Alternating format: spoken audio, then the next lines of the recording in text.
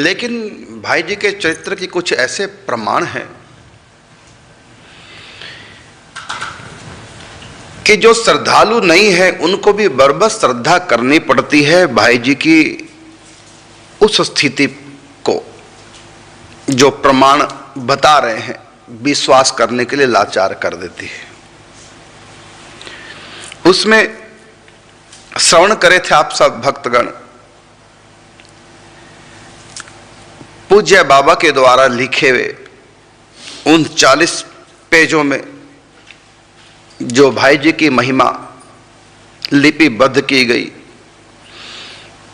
श्री शिव कुमार केडिया जी उन सब 40 पेजों को पढ़ करके विश्वास ही नहीं कर पाए थे। यद्यपि केडिया जी कोई साधारण नहीं थे, बहुत ऊंचे साधक थे, भाई जी के प्रति पूज्य बाबा के प्रति बहुत श्रद्धा रखते थे।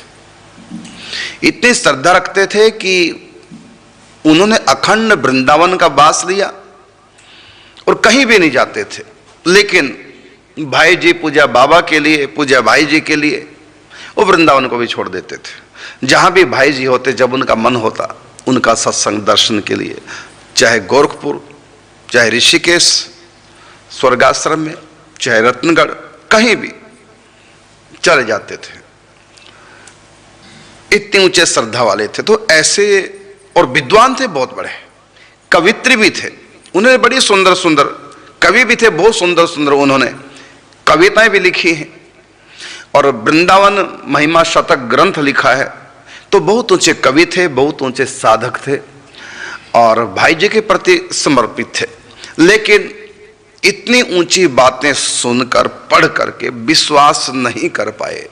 जब शिव कुमार केडिया जैसे महापुरुष भी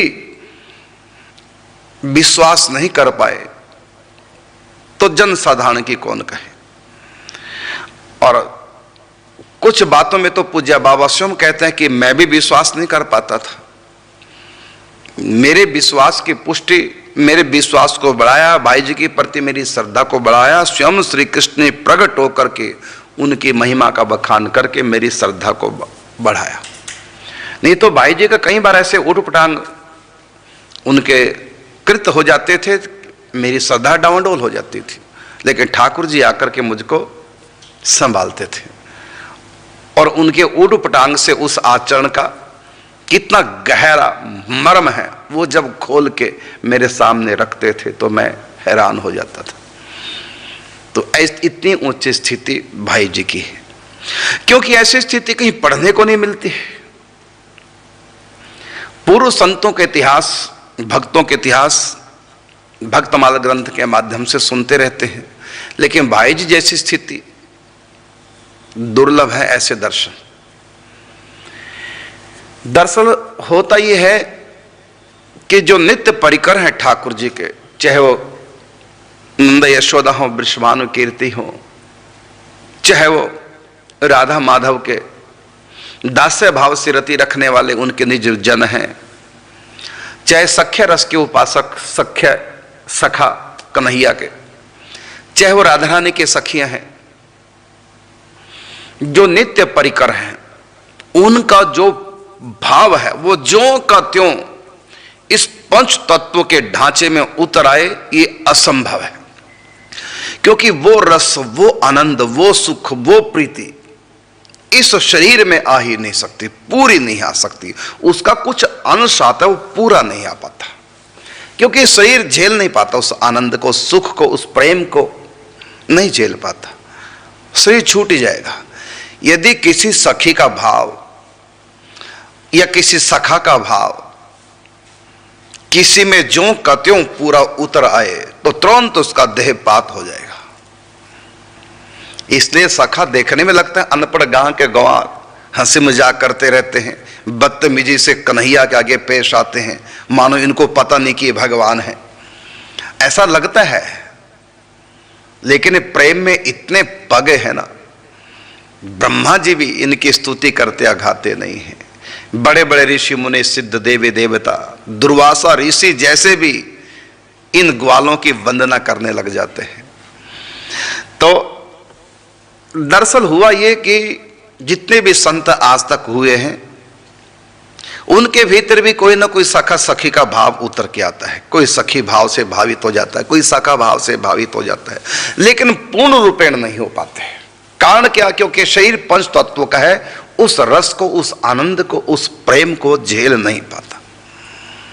इसलिए कुछ अंश में भगवान के दर्शन तो अक्सर लगभग हो ही जाते हैं सभी को, जो भी भगवान के लिए समर्पित हो जाते हैं और विरक्त हो जाते हैं, संसार में मन नहीं लगता, भगवान के लिए रोते हैं, व्याकुल होते हैं। इस प्रकार बिना प्रेम के भी भगवान के दर्शन हो जाते हैं। ध्रुव भक्त का कहाँ भगवान से प्रेम था?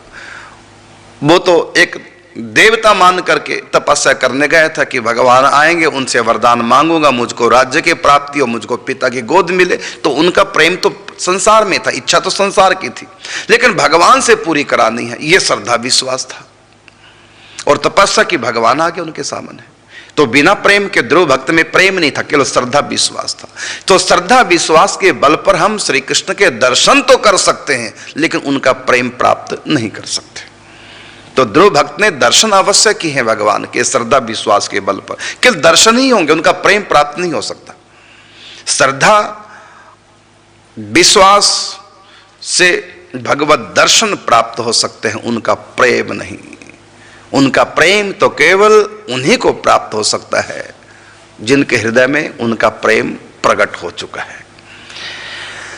तो यहां बात है कि जितने भी संत हुए हैं भक्तमाल के, सभी के साथ में राम ने, कृष्ण ने, नारायण ने अनेक खेल किया, उनको प्रेम प्राप्त हुआ है। तो भाई जी की स्थिति में और उन सिद्ध महापुरुषों की स्थिति में अंतर क्या है? भाई जी कितनी महिमा क्यों है? और भी कितने संत हैं जिनको भगवान के दर्शन होते हैं, उनके साथ भगवान खेल खेलते हैं। कोई सखी भाव के उपासक संत हैं, कोई सखा भाव के उपासक हैं। पंडित जी जैसे अपने ये वात्सल्य भाव के उपासक हैं, कन्हैया को अपनी गोद में लेकर के खिलाते थे। और हमारे गवारिया बाबा हुए हैं अभी कुछ समय पहले वृंदावन में, और श्री कृष्ण को सखा मानते नहीं, उनके सखा बन गए थे। उनके संग सख्य रस की अनेक लीलाएं होती थी।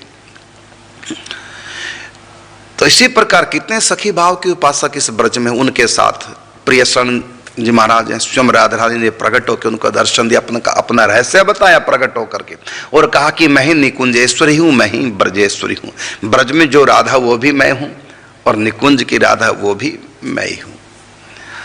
तो ऐसे कितने संतों के पास में राधा रानी आती हैं, खेल करती है, उनको सखी भाव की प्राप्ति हो जाती है। तो सखी भाव की, सखा भाव की, वात्सल्य भाव की कितनों को प्राप्ति, ग्रंथ भरे पड़े हमारे ब्रज में, कितने संत हैं ऐसे। लेकिन भाई जी की स्थिति और उनकी स्थिति में कुछ अंतर है। वो ये है कि कुछ अंश रूप में उनके भीतर भाव आता है, पूर्णांश में नहीं। क्योंकि ये शरीर, मैं बता चुका हूं कि ये शरीर झेल ही नहीं पाता उस आनंद को, उस प्रेम को, उस सुख को। अरे साधारण से लड़का लड़की का परस्पर प्रेम हो तो उनकी बुद्धि आउट हो जाती है। वो ऐसे ऐसे कदम उठा लेते हैं कि उनको जीने मरने तक की भी खबर नहीं रहती, लोक लाज कुल मर्यादा नहीं रहती, माता पिता की चिंता नहीं रहती, पढ़ाई की चिंता नहीं रहती, भविष्य की चिंता नहीं रहती। इतने मेंटल हो जाते हैं, कई तो जहर खा के मर जाते हैं, इतने पागल हो जाते हैं, प्रेम में इतनी बुद्धि आउट हो जाती है उनकी। तो यहां का प्रेम भी ये हाल कर देता है, व्यक्ति को मेंटल बना देता है, पागल बना देता है। समझाने पर भी उसकी बुद्धि कुछ समझने को तैयार नहीं होती। कितने तो मैं देखता हूं कि दोनों इकट्ठे आलिंगनबद्ध और जमुना में कूद गए, यमुनानगर में।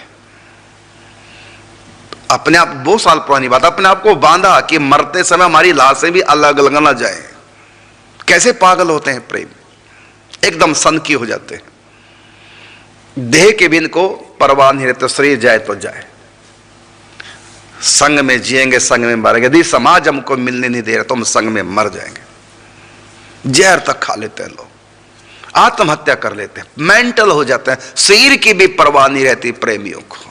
यदि उनका प्रीतम उनको नहीं मिलता तो मर तक जाता है। ये पागलपन हो जाता है प्रेम में। तो जब यहां का प्रेम ये हाल कर देता, वो दिव्य परमात्मा का प्रेम, उस शरीर में नहीं उस आनंद को झेल पाता शरीर। तो भाई जी के और संतों के प्राप्ति में थोड़ा सा अंतर है। वही है कि और संतों में भगवान आते हैं, दर्शन देते हैं, वार्तालाप होते हैं, प्रेम भी करते हैं, लेकिन वो जिस सखा या सखी भाव से या वात्सल्य भाव से वो जो प्रेम करते हैं उसमें नित्य परिकरों का एक आंशिक, जितना उनका शरीर झेल पाता है उतना भाव उनके अंदर आता है, और वो भाव भी श्री कृष्ण को नचा देता है। मेरे भक्तन के प्रेम के आंसू जिनका जग में मोल न तोल, जहां भगत मेरा पग धरे तां धरूं मैं हाथ, और पीछे पीछे मैं फिरूं कबहू ना छोड़ूं साथ। वो आंशिक प्रेम ये हाल कर देता है। तो देखो सूर्य में कितना ताप है और उसकी धूप में कितना ताप है, बहुत अंतर है। सूर्य में और सूर्य की धूप में बहुत अंतर है। आप सूर्य की धूप में सामने खड़े हो जाओ तो आप मरेंगे नहीं। अभी आज आप बाहर जाके हाल से खड़े हो जाओ, मरेंगे नहीं, और सूर्य के पास जाओ तो रहेंगे नहीं। सूर्य में जितना ताप है यहां आते आते उसकी किरणों में उतना ताप नहीं रहता। तो जबकि सूर्य की किरणें सूर्य की ही हैं, लेकिन अंतर है। तो जितना सूर्य से दूरी होगी उतनी किरणों का ताप कम होता चला जाएगा, जितना नजदीक जाएंगे उतनी ताप बढ़ता चला जाएगा। साक्षात सूर्य को गले लगाना और या सूर्य की किरणों को गले लगाना कितना अंतर है। जबकि सूर्य की धूप दो तत्व नहीं, एक ही तत्व है, लेकिन अंतर है फिर भी। इसी प्रकार साक्षात किसी सखी का भीतर आ जाना, एक उनका एक अंश में अंदर आना। अक्सर होता ही है किसी भी संत के अंदर प्रेम उतना आता है जितना उसका शरीर झेल पाता है, उससे ज्यादा नहीं, क्योंकि ज्यादा आएगा तो शरीर देहपात हो जाएगा, ये होगा। लेकिन भाई जी का जो शरीर है वो पंच तत्व का नहीं रहा। भाई जी का इस कदर प्रेम हुआ भगवान से कि ठाकुर जी का मन और भाई जी का मन ये दो अलग अलग रहे नहीं, एक हो चुके थे। जितना अधिक प्रेम होगा उतना ही मन प्रियतम से एक होता चला जाएगा। देखो तब तक हम अपने मन की करते हैं जब तक हमारा किसी से प्रेम हुआ नहीं। अब मैं लौकिक बात कर रहा हूं, अध्यात्म की नहीं, यहां की बात। तब तक हम मन मर्जी करते हैं जब तक हमारा किसी से प्रेम हुआ नहीं। और जो ही किसी से प्रेम हुआ, अपने प्रीतम को पाने के लिए फिर हम मन मर्जी करना बंद कर देते हैं। जिसको पाना है, जिसके प्रति प्रेम है, उसके मन की करने लग जाते हैं। जैसे शराबी है, शराब पीता, शराब के बिना नहीं रह सकता, लेकिन उस शराबी का किसी लड़की से प्रेम हो गया, इतना प्रेम हो गया कि उसके बिना वो जी नहीं पा रहा है। लेकिन उसको पता कि लड़की को मेरे बारे में पता चलेगा कि मैं शराब पीता हूं तो मुझको नहीं मिलेगी, मुझको नहीं मिलेगी तो मैं उनके बिना मर जाऊंगा। इसलिए उनको पता ना चल जाए और मैं छोड़ दूं उस बीमारी को, नहीं तो मुझको मिलेगी नहीं, मैं उनके बिना मर जाऊंगा। तो क्या करेगा वो? अपने मन की करना छोड़ देगा, उस लड़की के मन की करेगा, क्योंकि उसको पाना चाह रहा, उससे प्रेम हो गया, तो शराब छोड़ देगा। अब से पहले बहुत प्रयास किया, नहीं छोड़ पाया, घर वालों ने कहा नहीं छोड़ पाया, मित्रों ने कहा नहीं छोड़ पाया, लेकिन जब किसी से उसका प्रेम हो गया, अब उसके बिना कहे ही वो छोड़ देगा। उसको पता कि अब मुझको यदि पाना है उसको तो उसके अनुसार चलना पड़ेगा। अब अपने मन से काम न लेकर के उसके मन के अनुसार मुझको चलना पड़ेगा। अब ये मन के अनुसार चलना उसकी कोई मजबूरी नहीं है, उसका एक स्वभाव बन गया। उसके अंदर जो प्रेम जागा उस लड़की के प्रति, वो प्रेम ही उसको ऐसा करने के लिए मजबूर कर देगा, और उससे उसको प्रसन्नता होगी, खुशी मिलेगी। तो जब यहां का प्रेमी अपने मन के अनुसार नहीं चलता, जिससे प्रेम हो गया उसके मन के अनुसार चलता, ये कह लीजिए यदि गीता की भाषा में कहें कि वो अब अपने मन वाला नहीं रहा, अब वो अपने प्रियतम के, अपनी प्रियतमा के मन वाला हो गया। अब उसने मन मर्जी करना छोड़ दिया, छोड़ा नहीं, छूट गया प्रेम में मन मर्जी। अब वो प्रियतम की, प्रियतमा की मर्जी के अनुसार चलता है, उसी में उसको प्रसन्नता की प्राप्ति होती है। इसी प्रकार भगवान से जब प्रेम हो जाता है, जिस अंश में हमारा प्रेम हुआ उस अंश में हमारा मन मर्जी करना छोड़ देता है, भगवान की मन की करने लग जाता है। यदि हम कुछ बातें भगवान के मन की करते हैं, कुछ बातें अपने मन की करते हैं, तो जिस अंश में हमने अपने मन की है, उस अंश में हमारा प्रेम नहीं है। और जितने अंश में हमने भगवान के मन की, शास्त्र के मन की, गुरु के मन की है, अपना मन मार करके, उस अंश में हमारी श्रद्धा, हमारा प्रेम भगवान के प्रति है। तो शरीर के रहते पूर्ण प्रेम जो सखियों का है, जो सखाओं का है, जो नंद यशोदा का है, ऐसा प्रेम इस शरीर में नहीं आ सकता, नहीं आ सकता, नहीं आ सकता। प्रेम इतना भक्त के हृदय में आ जाता है कि भगवान उसके आगे नाचने लग जाते हैं, भगवान उसकी गुलामी करने लग जाते हैं, उनकी चरण सेवा करने लग जाते हैं। अंबरी चक्की चला रहे हैं ठाकुर जी के लिए, और ठाकुर जी पीतांबर से हवा कर रहे हैं, पसीना सुखा रहे हैं, इतने गुलाम बन जाते हैं। तो इतने भक्तन ने मोकू नाना भांत नचायो, लोक लाज तज इन्हीं काज मैंने वैकुंठ हूं बिसरायो। चाहे वो द्रौपदी या चीरहरण जब हो रहा था, भगवान को पुकारा, तुरंत ठाकुर जी आए। इतना उसका विश्वास, प्रेम भगवान श्री कृष्ण के प्रति था। लेकिन फिर भी वो अपने मन की भी करते थे। पांचों पांडव, द्रौपदी आदि कितने बड़े संत हुए हैं ये गृहस्थ में रह करके, और श्री कृष्ण ने इनकी रथ तक हांकी, क्या क्या किया इनके साथ। लेकिन तब भी ये हर बात श्री कृष्ण के मन की करे नहीं, अपने मन की भी करने लग जाते थे। इसलिए आकर कृष्ण डांटते थे, समझाते, तुमने गलत किया, ऐसा नहीं करना था। और प्रेम भी करते हैं क्योंकि इनके अंदर भगवान के प्रति प्रेम भी है, इसलिए भगवान की रक्षा भी करते हैं। तो कितना भी बड़ा कोई संत क्यों ना हो, पूरा मन भगवान को उनके मन में उतर कर नहीं आता, कुछ अंश में आता है। यदि पूरा मन उतर के भगवान का आ जाए, पूर्ण प्रेम हो जाए, वो अपने मन की बिल्कुल भी करना एकदम जीरो कर दे, सब कुछ भगवान के मन की करें, तो ऐसा यदि उनका भाव आ गया, तुरंत उनका शरीर छूट जाएगा। पूरा प्रेम आ ही नहीं सकता इस पंच तत्व के शरीर में।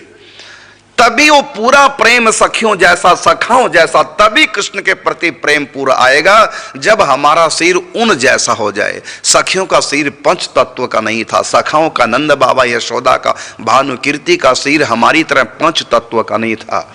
भगवान श्री कृष्ण राधा माधव जिस पीढ़ी में आए, 2 पीढ़ी पहले और 2 पीढ़ी बाद वाली, ये 5 और एक जिस पीढ़ी में श्री कृष्ण आए, ये 5 पीढ़ियों के शरीर चिन्मय होते हैं, पंच तत्व के नहीं होते। जैसे नंद यशोदा और नंद यशोदा के माता पिता, और श्री कृष्ण 3 पीढ़ी, चौथी श्री कृष्ण के पुत्र और 5वीं श्री कृष्ण के पौत्र, ये होगी 5 पीढ़ियां। ऐसी राधा रानी, तो राधा रानी के पिता, राधा रानी के दादा दादी, माता पिता, और राधा रानी 3 पीढ़ी, और आगे संतान तो हो ही नहीं राधा रानी के, लेकिन आगे उनके जो पारिवारिक जन है तो 2 पीढ़ियां आगे की। इस प्रकार 5 पीढ़ियां जो होती हैं वो सब चिन्मय देह वाली होती हैं। श्री कृष्ण की लीलाओं में सम्मिलित होने वाले कोई भी पंच तत्व के शरीर उनके नहीं होते, उनके शरीर सबके चिन्मय होते हैं। ना देवताओं की तरह दिव्य होते हैं, ना मनुष्यों की तरह पार्थिव होते हैं। उनके शरीर जैसा भगवान होते हैं, जिस आत्मा जिस तत्व के, उसी तत्व का उनका शरीर हुआ करता है। तो सच्चिदानंद में चिन्मय उनका देह है, तो उस देह से वो प्रेम करते हैं। प्रेम तो इनका पिछले जन्म में भी हुआ था, ऋषि मुनि थे जब ही, लेकिन उस शरीर में पूर्णता नहीं आई। फिर उन ऋषियों के सिर छूटे, कोई ग्वाल बाल बना, कोई गोपियां बनी, तब श्री कृष्ण से पूर्णांश में प्रेम प्राप्त हुआ। इससे पहले ऋषि मुनि इनके आगे भगवान गए, इनको सबको वरदान दिया, जाओ तुम सब गोपियां बनोगे, तुम ग्वाल बाल बनोगे, मैं आऊंगा मिलने। तो प्रेम तो उनका पूर्व जन्मों में भी था, लेकिन वो आंशिक प्रेम था। अब इनको पूर्ण प्रेम चाहिए, तो भगवान ने कहा आने वाले द्वापर युग में मेरा कृष्ण अवतार होगा, तब तुम सखा ग्वाल बाल सखियां बनोगे, गोपियां बनोगे, तब मेरा पूर्णांश में तुमको प्रेम प्राप्त होगा। तो उनके शरीर दिव्य चिन्मय हो गए थे। ब्रह्मा की बनाई हुई सृष्टि के अंतर्गत वो नहीं आते थे, न वो प्रारब्ध के अधीन, काल कर्म स्वभाव गुण घेरा, फिरत सदा माया कर प्रेरा। ये जो 84 कोस की भूमि है, ये कोई ब्रह्मा की सृष्टि के अंतर्गत यहाँ नहीं। ब्रज 84 कोस की भूमि अलौकिक जान, कृपा करे जो लाडली हो तब ही पहचान। तो ये ब्रह्मा की सृष्टि के अंतर्गत यहाँ के जीव नहीं थे। तो भगवान श्री कृष्ण का अवतार हो तो उस समय 5 पीढ़ियां जो सबके चिन्मय दे थे, इससे पूर्ण प्रेम प्रकाश हुआ है। इसलिए साक्षात उनके साथ भगवान 24 घंटे रहते थे। यहां पर किसी संत के आगे यदि ऐसे ठाकुर जी रहे 24 घंटे, तो शरीर कुछ समय के बाद छूट जाएगा, क्योंकि जीवित रहने के लिए माया चाहिए। और जब तक श्री कृष्ण सामने रहेंगे माया नहीं रहेगी। जब माया नहीं रहेगी, ना भूख ना प्यास ना नींद, कुछ भी नहीं रहेगा। शरीर कब तक टिकेगा बिना खाए पिए? तो शरीर को टिकने के लिए माया चाहिए। जब श्री कृष्ण सामने होंगे और दिव्य प्रेम प्रकट होगा, तो माया जब नहीं रहेगी तो उस माया का शरीर टिक पाएगा सामने? वहां माया स्थिर हो सकते हैं श्री कृष्ण के सामने?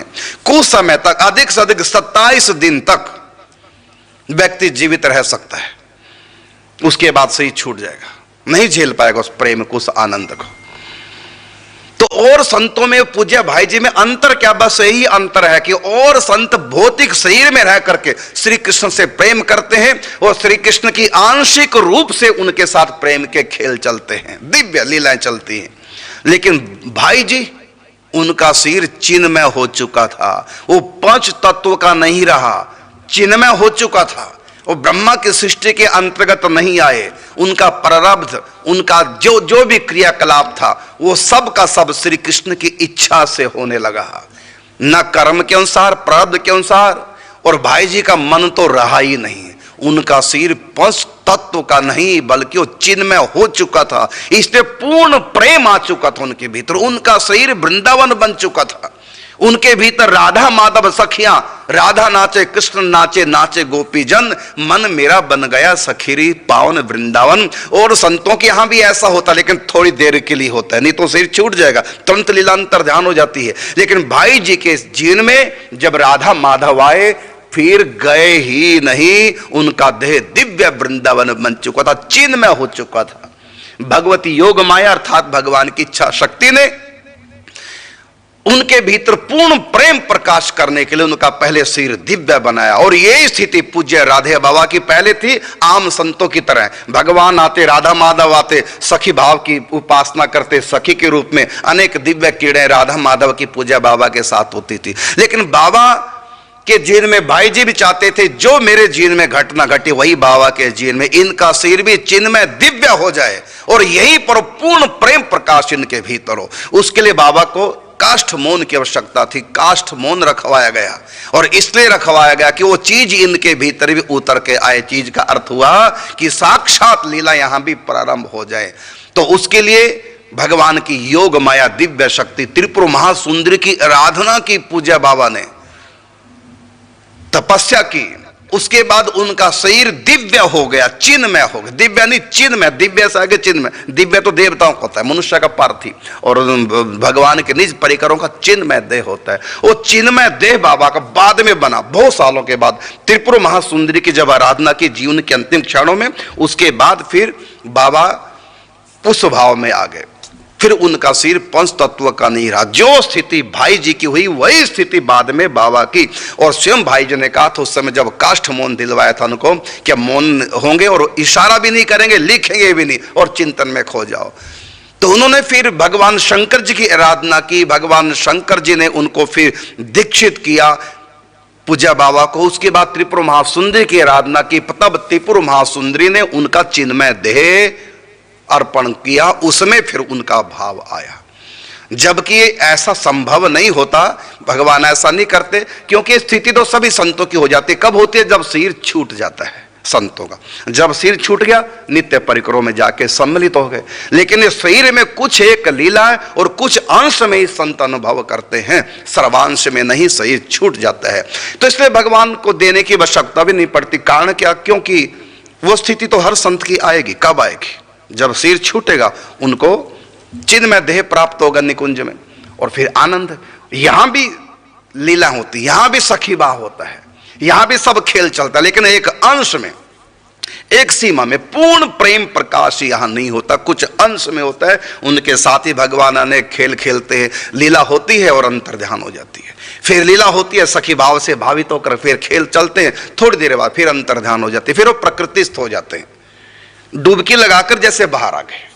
मनुष्य भी समुद्र में जाता है, मछली भी जल में होती है, लेकिन अंतर दोनों में है। एक तो हमेशा ही समुद्र में रहते और एक डुबकी लगाओ और बाहर आ जाओ। तो और संत तो डुबकी लगा के बाहर आ जाते हैं, और भाई जी उस मछली की तरह हैं। और निकुंज वृंदावन हो गया समुद्र की तरह, डुबकी लगाई फिर बाहर आए नहीं। और बाहर की जो लीलाएं होती थी भाई जी के द्वारा, वो दरअसल भाई जी के द्वारा नहीं होती थी। भाई जी के स्थान पर कभी राधा रानी, कभी ठाकुर जी, कभी भगवान विष्णु, कभी भगवान शंकर, कभी भगवती काली, कभी कोई गोपी, कभी कोई सखा उनके भीतर आकर के और नाना प्रकार के खेल कर रहे हैं। अब भाई जी तो उस महासमुद्र में, लीला समुद्र में, प्रेम समुद्र में कब से डूब चुके हैं। उनको ना शरीर के बारे में कोई जानकारी है, ना बाहर के क्रियाकलाप के बारे में कोई जानकारी है। उनके द्वारा गीता प्रेस गोरखपुर का जो संपादन कार्य चल रहा है वो सब कभी श्री कृष्ण के द्वारा और कभी नारायण के द्वारा, कभी शंकर के द्वारा, कभी सखी के द्वारा, बस ये खेल चल रहे हैं। उनके शरीर को